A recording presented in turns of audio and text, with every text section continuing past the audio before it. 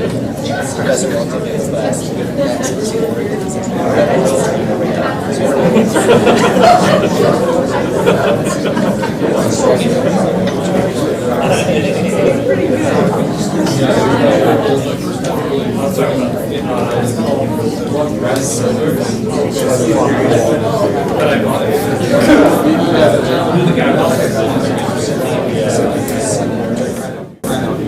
Well, it's time to gather your attention down here. We gave it 4 extra minutes because this is a college crowd. Welcome. My name is Richard Beswick. I'll be the moderator tonight. I'm the director of University Christian Fellowship, which is a long-standing campus ministry at the University of Oregon. We had a steering committee that put this forum together. The Mars Hill Forum, which is the latest edition here, has been going since we were just saying about 1981. So I don't know what number this is, but we've been doing this for quite a while. On our steering committee, though, we had another campus minister, Dan Lockwood, with ISI, that's International Students Incorporated, and they need to be mentioned too because they didn't get on the poster, but they very rightfully deserve to be called a co-sponsor here.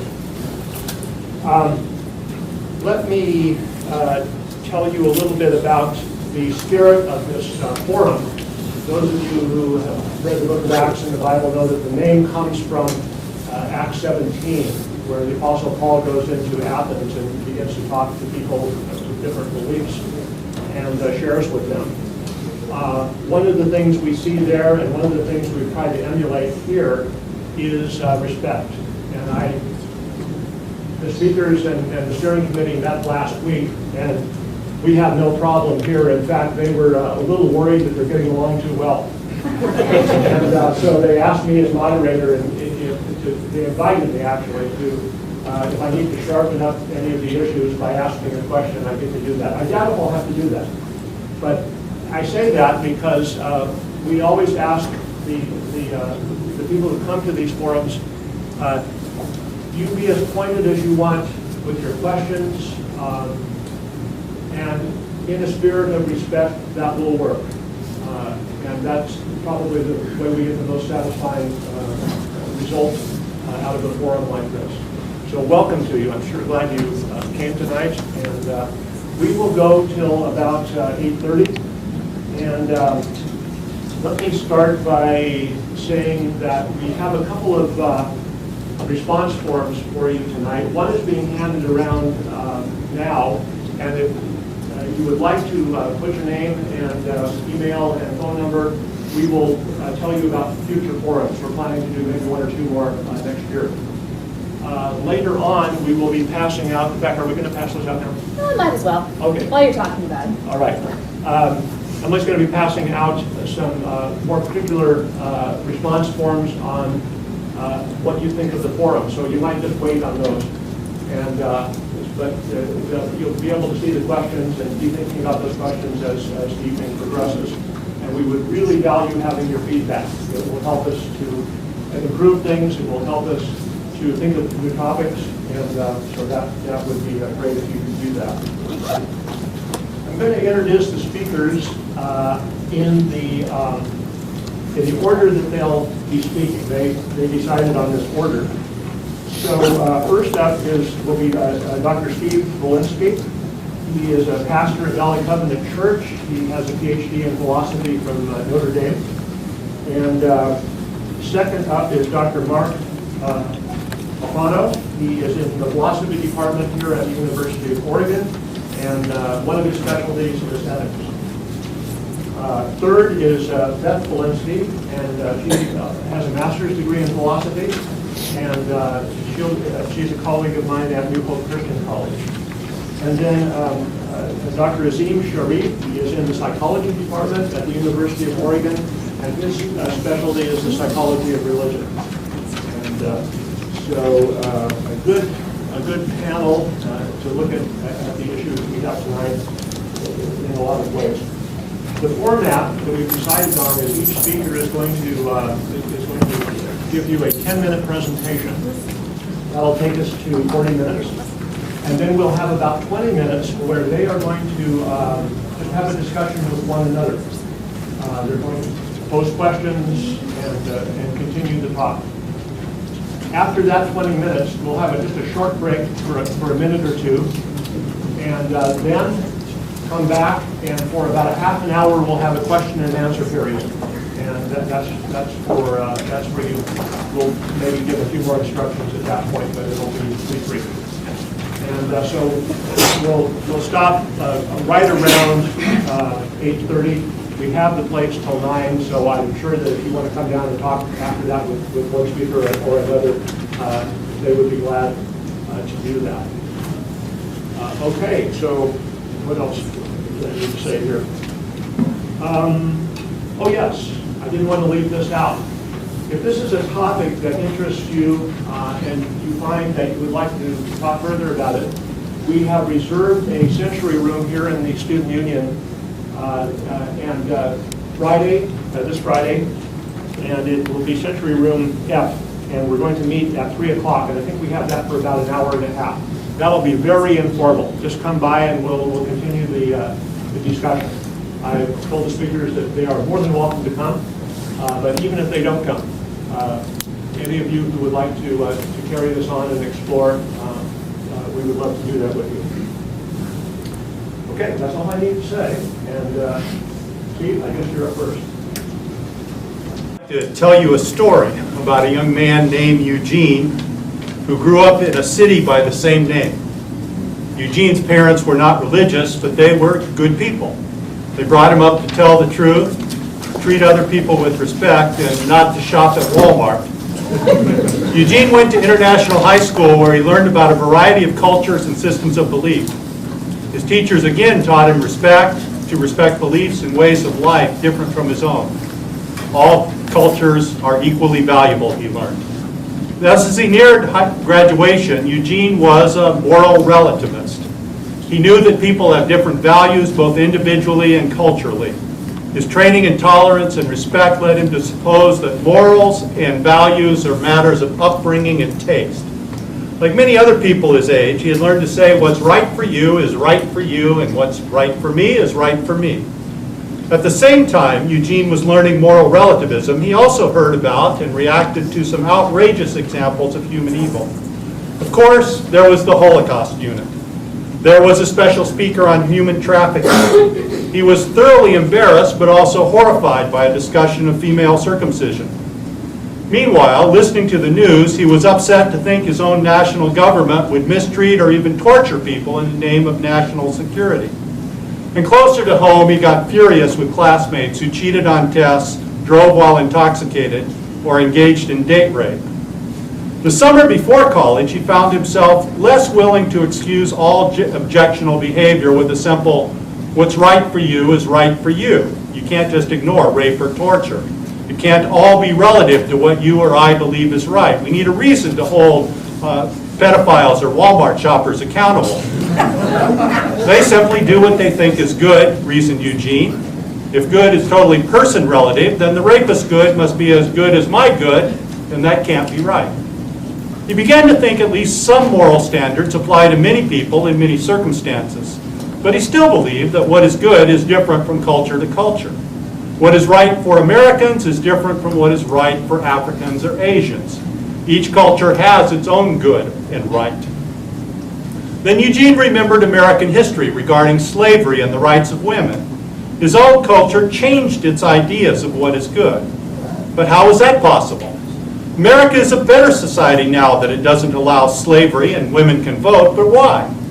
If morality is relative across cultures separated by geography, why isn't that true of cultures separated by time? Why think American moral standards in 2014 are any better than American moral standards in 1814? Eugene admired some people who led their cultures to moral improvement. He was inspired by Martin Luther King Jr., and after viewing the film Gandhi in an IHS class on values and beliefs, he got the DVD and watched the whole thing 3 times. But then he wondered how, if moral standards are purely relative to culture, King or Gandhi could call for moral change. If moral values are internal to culture, to what does a reformer appeal to help a culture reassess its morals? As summer ended and he entered the university, Eugene was trying to decide if there is some more solid foundation to morality, to ideas of right and good, of wrong and evil. He wanted the world to be a better place. He wanted to say King and Gandhi did right, and that human traffickers and child pornographers and corrupt bankers and cheating students are all doing wrong, no matter what they think is right and no matter what culture they live in. Early that term, Eugene began doing something that made him question his own goodness. He dated 2 women at the same time, hiding it from them both. His conscience bothered him. He was sure his family and friends would not approve, but he reasoned that he wasn't really hurting anyone. As long as they didn't find out, then it was fun. Those 2 young women became key people in Eugene's life. The first, Althea, was like his own mother. She was not religious, but she was pretty, bright, and full of compassion for people in the world. She agreed that shopping at Walmart is morally unacceptable, but she pretty much refused to shop anywhere except thrift stores and the farmer's market. All the big stores, she believed, exploited people both in this country and around the world. Eugene admired Althea's moral courage. Christina was also lovely, but otherwise completely different. She was quiet and very religious. She didn't care much for how Walmart treats its employees, but her moral fervor took a different form. She deliberately befriended some of the stranger and less attractive students around her. Eugene sometimes wondered if that was why she had talked to him in the first place. At first, he suspected her friendliness was just a way to evangelize people, but not so. She genuinely cared about him and others, even when they showed no signs of converting. Eugene's 2 girlfriends also became his 2 most trusted moral sources. If anyone in the world was good, it was Althea and Christina. So one day he woke up and decided to ask each of them, why be moral? Why be good? Where do our notions of right and wrong come from? Why should we pay any attention to morals and not just do whatever brings us pleasure and let other people do the same? Althea's answer was scientific. She reminded him of what he had learned in freshman psychology. Moral concepts are the product of evolutionary conditioning. Because being kind and helpful to fellow members of one's herd or pack or tribe has survival value for the species, that feeling is bred into us by eons of genetic change. And because she had also taken a class in social psychology, she explained that on top of that genetic conditioning, human beings do what is good for them as a whole. Together in social units, they eventually agree on standards for behavior which will be mutually beneficial. So what we call right and wrong are feelings and behaviors which have stood the test of evolution and social interaction, and which now can be counted on to produce better human lives for everyone. That's why we can say slavery is bad and refraining from violence is good. Christina's answer was religious. She told Eugene that there is a moral order built into our world and built into us by a loving and all-powerful person who created the universe. Morality comes from God. It's not that God decided what moral rules should be or chose what is to be right and wrong. Within God's own being, there is a moral order which is displayed and reflected in what God created, particularly in human beings. We, she told him, are made in God's image. That's why we have these ideas of right and wrong. They are God's ideas, God's own self. The foundation for morality lies outside of every culture, outside of the universe. That's how and why we can assess whether a person or a culture is good or bad. The standard for them all is independent and above them all. That night, following the 2 conversations, Eugene lay in his dorm room and tried to figure out how to decide between what Althea told him and what Christina said. He liked the scientific approach. Science is objective. It gets at the truth of things. It was nice to know human beings are literally programmed to be kind and good. It was just hard to understand how that programming failed so often, why people do such awful stuff, and what one might say to a person who just says, I don't care what will make life better for everyone, I'm just going to do what I want. At the same time, he saw pretty clearly that a person could say something similar about Christina's God. Yes, if there is a God who made the world and has standards for how life in that world ought to be lived, there's a reason to be good. But a person could still say, I don't care about God or God's ideas of good. I'm going to do what I want. Ultimately, he saw it boils down to which picture of reality is true. Is the material universe all there is? Are human beings and all they think and feel, including ideas of right and wrong, just the amazing but purely accidental product of physical processes working out over billions of years with no order or plan but the laws of physics and chemistry? Or is there something, someone beyond the universe? Did a personal, rational, moral, loving being create the world and create us for something that goes beyond biological survival? Is what we call right a reflection of a good God? Can we be good without God? Eugene asked himself. He didn't know. But then another thought came to him, something in the Bible story Christina told him. She talked about how wrongdoing, what she called sin, was something humans did of their own free will, deliberately choosing to ignore what they knew to be right. Athea's story didn't seem to have an explanation for wrong. If people are programmed for good by evolution and culture, why don't they just do it? Animals follow their instincts, their programming most of the time. But it almost seems as if human beings do the opposite. They are always going against what's best for them and others. Maybe the real question, thought Eugene, is can we be bad without God? Because without God, how is a person bad in any sense that matters? Without God, all our behavior is a product of genes and conditioning. If Athea is right, everything we do just literally comes naturally. Why would so many of our actions then run counter to what is good for us? Why would we even think they are bad? He was up all night thinking about it. When he crawled out of bed the next morning, he had almost decided. He wasn't quite sure about God and good yet, but he was certain about one thing. He was going to have to give up one of his girlfriends.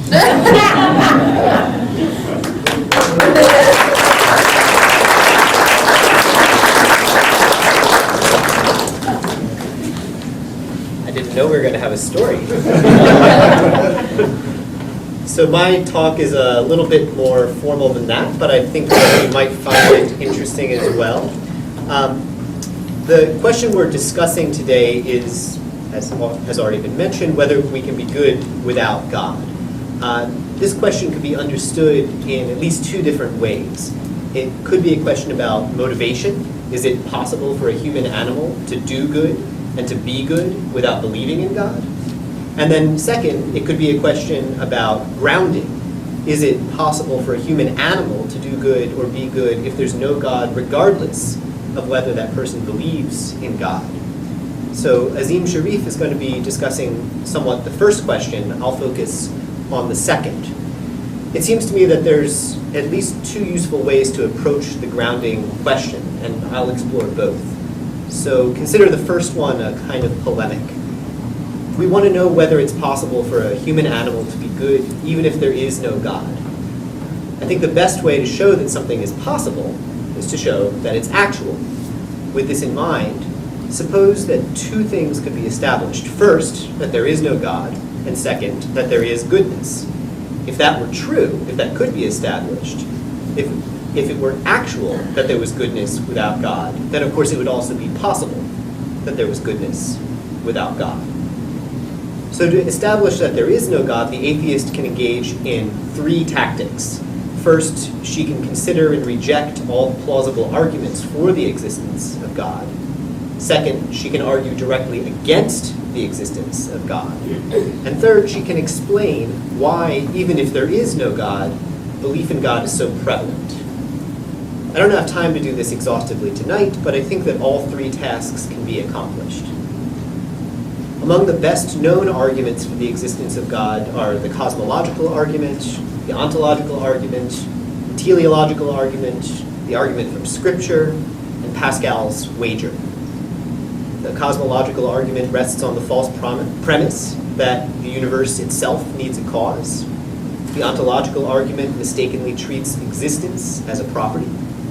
The teleological argument, based on the teleology of life, has been debunked by neo-Darwinism. And the teleological argument, based on the apparent fine-tuning of physical parameters, mistakes low probability for intentional design.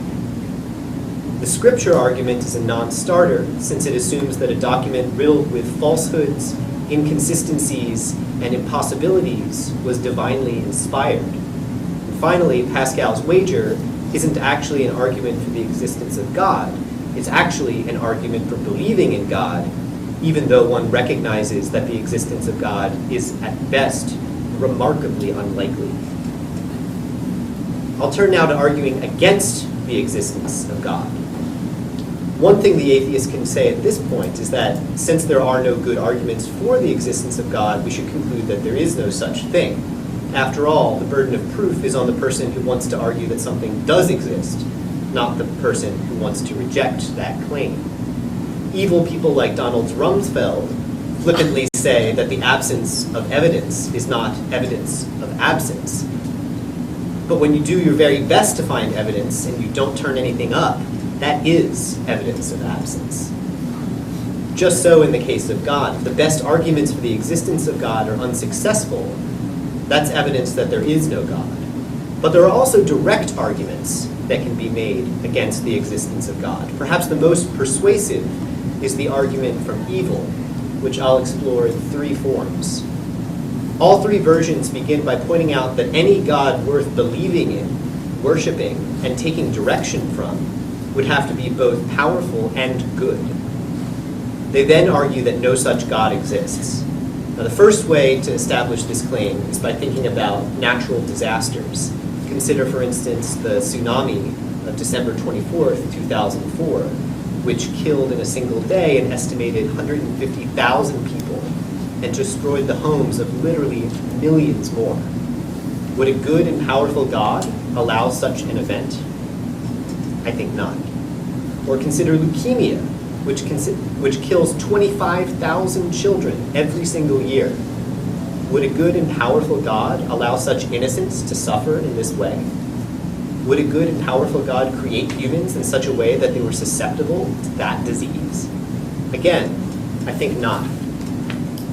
Finally, instead of worrying about the evils that God allows, one can point directly at the evils that God, according to religious scripture, perpetrates. In both Christianity and Islam, for instance, God is thought to punish insubordination, either the mere failure to believe in God or failure to comply with some divine commandments. And he punishes this kind of insubordination with eternal damnation. This torment is supposedly infinitely worse in both duration and intensity than all the suffering that will have occurred during the history of life in the universe. As David Lewis pointed out, this makes God infinitely worse than tyrants like Hitler and Stalin. The last part of the atheistic argument is to explain why, despite the fact that there is no God, theism is so prevalent. It's a complex story, but the most important part of it is this. For evolutionary reasons, humans are wildly oversensitive agent detectors, which leads us to see divine agency in anything that we can't explain. I'm happy to discuss any of this further, but for now I'm going to treat the first premise, that there is no God, as established. If it can also be shown that there is goodness, then we're done. It's possible for us to be good without God because it's actually the case that some of us are, or at least sometimes do good, despite the non-existence of God. Now, this premise, I think, is actually much easier to establish. I think we all know people who are at least somewhat good, who do good things sometimes. My favorite example these days is Paul Slovic, an emeritus professor here at UO, who works on understanding the causes of genocide and how to prevent them. So what I'm claiming then is that there is no God, but there is goodness. From this, it directly follows that we can be good without God. But perhaps this polemical approach strikes you as too aggressive. Maybe you think that the arguments for the existence of God are more persuasive than I do. Maybe you think that Paul isn't a very good person, and no one else is either. Let's grant for the sake of argument then that God does exist. Let's also grant that God judges some things to be good and wants us to promote them. Here's a further question. Is something good because God says so? Or is it rather the case that God says so because it's independently good? I think that God doesn't make something good just by commanding it. After all, if God could do this, then God could arbitrarily decide to make rape, murder, torture, genocide, pedophilia, and hedge fund management good. And God could arbitrarily decide to make love, friendship, community, freedom, and creativity bad. This is connected with the argument from evil that I mentioned earlier. A God who commanded us to give up love, friendship, freedom, and creativity. A God who insisted that we instead pursue rape, murder, torture, genocide, pedophilia, and hedge fund management wouldn't be worthy of our admiration or our obedience. Such a God would be evil, as would be anyone who followed his commands. How am I so sure that a God who issued such commands would be evil? Because I think that we have an independent notion of what's good. There are lots of ways of spelling this notion out, but one that I find especially attractive is that human animals have certain core needs and capabilities, and that what's good for us is for our needs to be met and our capabilities promoted. A comprehensive list of needs and capabilities is hard to formulate, but here's a good start, which is due to Martha Nussbaum. Number 1, life, which involves having a long enough life and a life worth living. Number 2, bodily health, which involves nourishment, shelter, and reproductive health. 3, bodily integrity, which involves freedom of movement, freedom from assault and abuse, and reproductive choice. 4, mental freedom, which involves having an adequate education, a wide-ranging imagination, and creative expression. 5, emotional integrity, which involves the capacity to have loving attachments to people and the ability to feel the full range of human emotions. 6, practical reason, which involves being able to formulate your own conception of a good life. 7, affiliation, which involves the capacity for friendship and political organization. 8, other species, which involves our need to live with and in nature, including other mammals, other animals more generally, plants, and the rest of biology. 9, play, and 10, political and material control. What's good for someone is for their life to be high on all 10 of these dimensions. Of course, that doesn't mean that the only life worth living is maximally high on all of them. It's a comparative thing. The higher you are on each dimension, the better off you are. So on this view, a morality is a system of institutions, norms, rules, values, judgments, and actions that answers to these 10 needs and capabilities. One system of morality is better than another to the extent that it meets more needs and promotes more capabilities. Now, there will inevitably be trade-offs, with some people and cultures putting more emphasis on some capabilities than other. There might be no principled way of choosing one set of weights over another in every single case. But that doesn't mean that we can't criticize a culture, including, and I think especially our own, for failing to meet needs and to promote capabilities when it could. This has at least 2 implications. First, things are good for biological and psychological, not divine reasons. If we can be good at all, we can be good without God. Second, there are constraints on moral relativism. Whether a certain way of behaving is acceptable depends on the moral system in place in the relevant culture, but whether that system is binding in the first place depends on whether it meets needs and promotes capabilities sufficiently well. Criticizing your own culture because it callously leaves needs unsatisfied and undermines capabilities is an important moral act.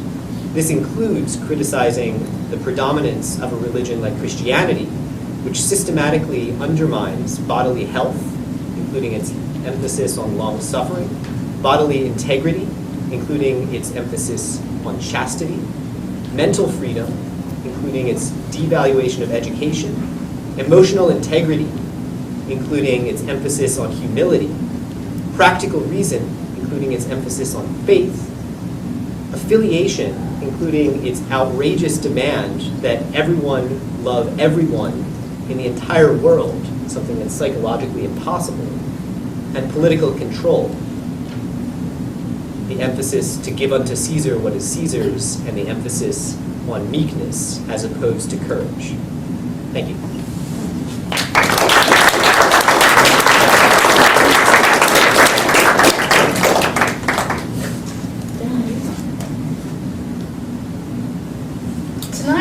speak as a theist, and I pray that I might speak the truth in love. I hold that when we ask, can we be good without God, we are asking a meta-ethical question about the meaning of moral language and a metaphysical question about what is real. We are not asking whether a person must believe in God to live a moral life. We are not asking if a person needs God in order to formulate an ethical system. We are asking if there are moral truths and whether and how they are objective. We are asking, what are the grounds for moral value? And what is the source of moral obligation? Now, there are quite a few possible grounds for morality that do not depend upon God. Some people say morality is socially constructed, that is, grounded in culture. Other people say morality is grounded in self-interest. Some people say morality is grounded in our genes. And finally, others say it is grounded in some combination of these things. For example, those who would say human nature is the exclusive result of social or genetic causes. But I believe these are unable to provide a complete justification for objective moral values, and that any immorality which does not support objective moral values and duties is deficient. First, let's look at the claim morality is grounded in culture. In its favor, this view recognizes the social nature of morality and the importance of our social environment in generating customs and beliefs. But I cannot see how objective moral values can be traced back to culture.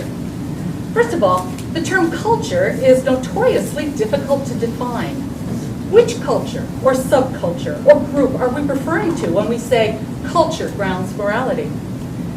How can this view account for moral progress or moral heroes?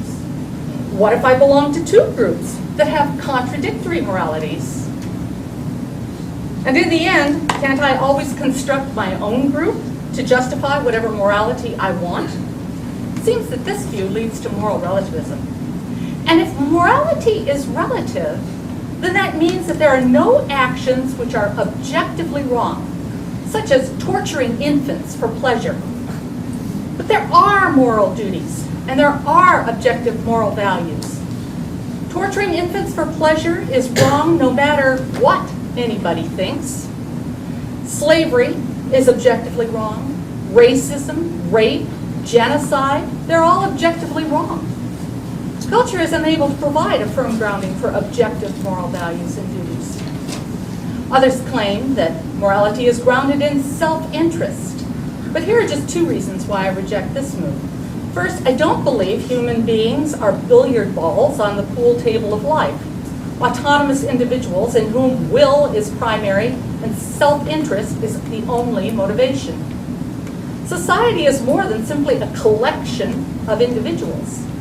Morality grounded in self-interest is unable to account for the fact that humans are social creatures, born into community and requiring community to thrive.